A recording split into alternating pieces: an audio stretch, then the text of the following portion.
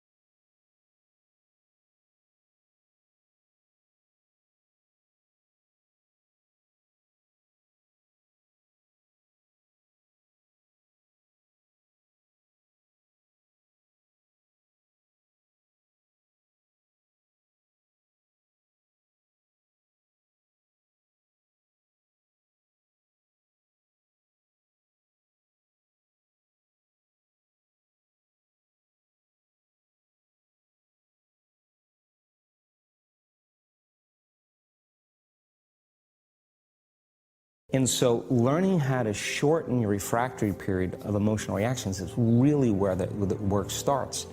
So then people, when they have an event, what they do is they keep recalling the event, because the emotions of stress hormones, the survival emotions, are saying pay attention to what happened because you want to be prepared if it happens again.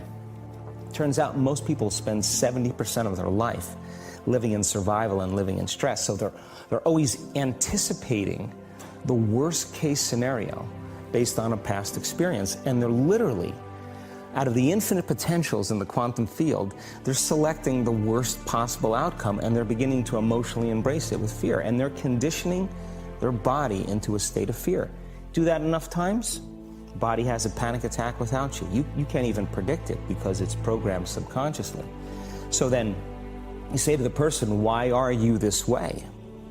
And they'll say, I am this way because of this event that happened to me 15 or 20 years ago. And what that means from a biological standpoint is that they haven't been able to change since that event. So then the emotions from the experience tend to give the body and the brain a rush of energy. So people become addicted to the rush of those emotions, and they use the problems and conditions in their life to reaffirm their limitation, so at least they can feel something. So now when it comes time to change, you say to the person, why are you this way? Well, every time they recall the event, they're producing the same chemistry in their brain and body as if the event is occurring, firing and wiring the same circuits and sending the same emotional signature to the body. Well, what's the relevance behind that? Well, your body is the unconscious mind. It doesn't know the difference between the experience that's creating the emotion and the emotion that you're creating by thought alone. So the body's believing it's living in the same past experience 24 hours a day, 7 days a week, 365 days a year. And so then when those emotions influence certain thoughts, and they do, and then those thoughts create the same emotions, and those same emotions influence the same thoughts, now the entire person's state of being is in the past. So then the hardest part about change is not making the same choices you did the day before, period. And the moment you decide to make a different choice, get ready, because it's going to feel uncomfortable. The bigger thing is that we keep firing and wiring those circuits. They become more hardwired. So you have a thought and then the program runs. But it's the emotion that follows the thought. If you have a fearful thought, you're going to feel anxiety. The moment you feel anxiety, your brain's checking in with your body and saying, yeah, you're pretty anxious. So then you start thinking more corresponding thoughts equal to how you feel. Well, the redundancy of that cycle conditions the body to become the mind. So now, when it comes time to change, the person steps into that river of change and they make a different choice, and all of a sudden, they don't feel the same way. So the body says, well, you've been doing this for 35 years. You're going to just stop suffering and stop feeling guilty and stop feeling shameful, and you're not going to complain or blame or make excuses or feel sorry for yourself. Well, the body's in the unknown. So the body says, I want to return back to familiar territory. So the body starts influencing the mind, and it says, start tomorrow. You're too much like your mother. You'll never change. This isn't going to work for you. This doesn't feel right. And so if you respond to that thought as if it's true, that same thought will lead to the same choice, which will lead to the same behavior, which will create the same experience, which will produce the same emotion. I want to talk about that notion of, give me a little more detail on what you mean by the body becomes the mind, or the unconscious mind. What do you mean by that exactly? Well, those are two different things. Your body is your unconscious mind. In a sense, if you're sitting down and you start thinking about some future worst-case scenario that you're conjuring up in your mind, and you begin to feel the emotion of that event, your body doesn't know the difference between the event that's taking place in your world, outer world, and what you're creating by emotion or thought alone. So most people then, they're constantly reaffirming their emotional states. So when it comes time to give up that emotion, they can say, I really want to do it, but really the body is stronger than the mind because it's been conditioned that way. So the servant now has become the master. And the person, all of a sudden, once they step into that unknown, they'd rather feel guilt and suffering because at least they can predict it. Being in the unknown is a scary place for most people because the unknown is uncertain. You know, people say to me, well, I can't predict my future.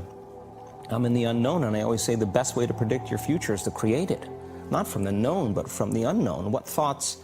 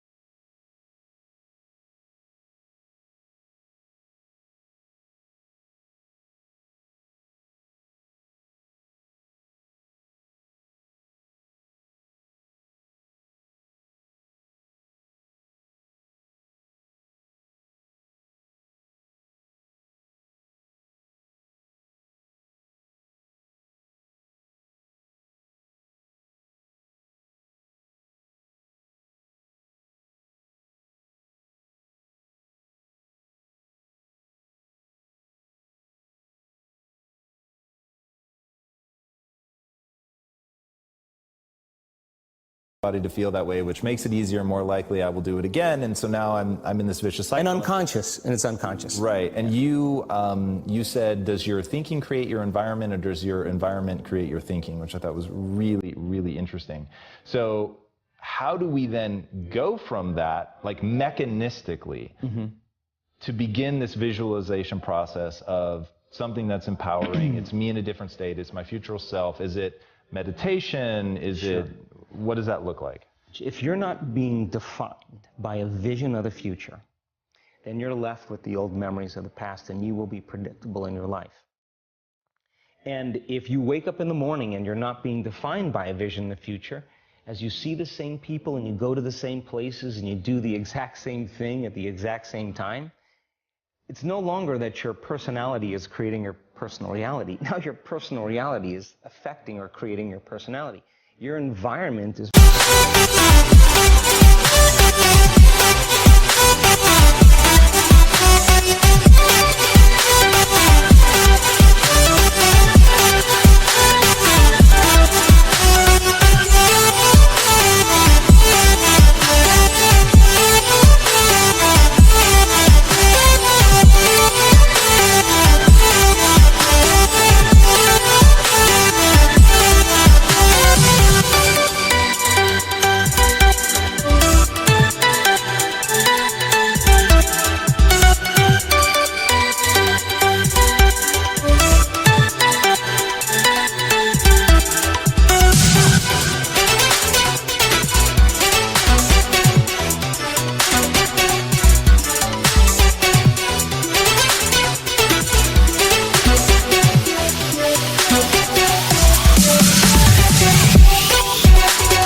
controlling how you think and feel unconsciously.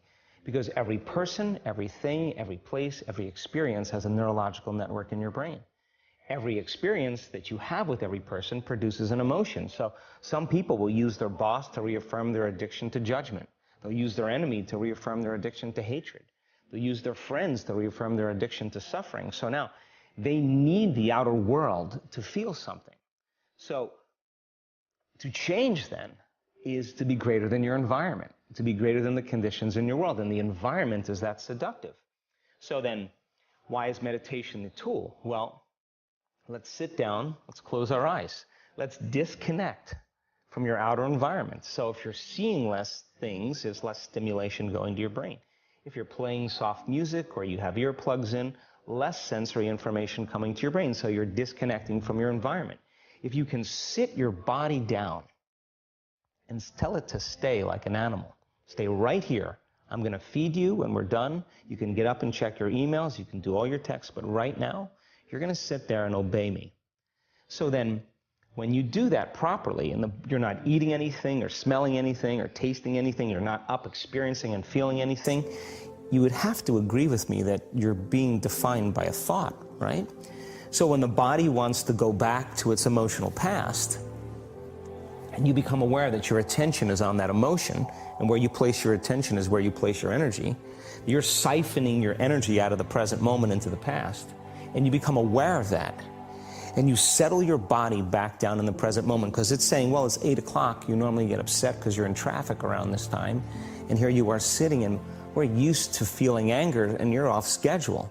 Oh, it's 11 o'clock, and you usually check your emails and judge everybody. Well, your body's looking for that predictable chemical state. Every time you become aware that you're doing that, and your body is craving those emotions, and you settle it back down into the present moment, you're telling the body, it's no longer the mind, that you're the mind, and now your will is getting greater than the program. And if you keep doing this over and over again, over and over again, over and over again, just like training a stallion or a dog, it's just going to say, I'm going to sit. And the moment that happens, and the body's no longer the mind, when it finally surrenders, there's a liberation of energy. We go from particle to wave, from matter to energy, and we free ourselves from the chains of those emotions that keep us in the familiar past. And we've seen this thousands of times. In fact, we can actually predict it now on a brain scan.